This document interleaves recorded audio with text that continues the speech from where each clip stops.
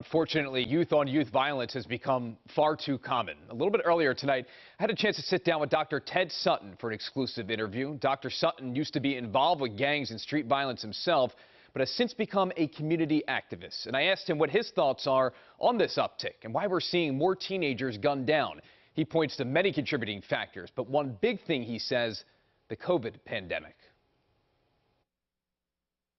The key piece is that we had a certain level of rules. A lot of these young guys, nobody's even taught them how to do wrong the right way, so they're even doing wrong. And so when you omit the rules, it's really much harder for them to really, try to escape a life if they're not exposed to a different life. When you mention rules, you're referring to rules, guidelines that used to be followed on the streets. Yes. That years ago, when you were a gang member, there was certain protocol that had to be followed.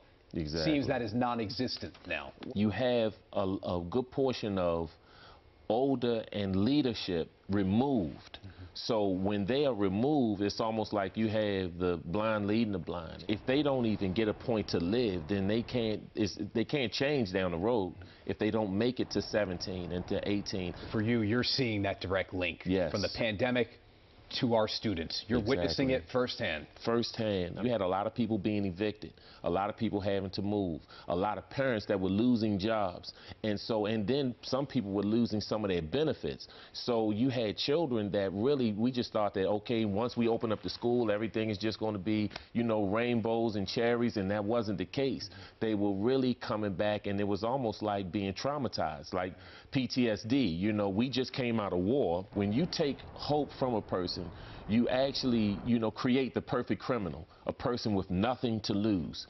And you don't want to deal with a person that has nothing to lose. We have to bring the neighbor back into the hood and not just making it the hood. See, right now they see it as the hood, but we have to bring the neighbor back into the hood and make it the neighborhood.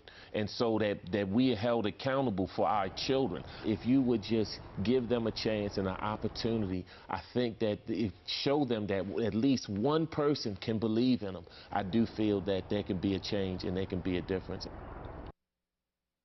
Dr. Ted Sutton with some powerful words. We spoke about so much more, too, and what needs to be done to help our young people. For our full exclusive interview with Dr. Ted Sutton, head over to our website, WJZ.com, where you can stream it over CBS News Baltimore.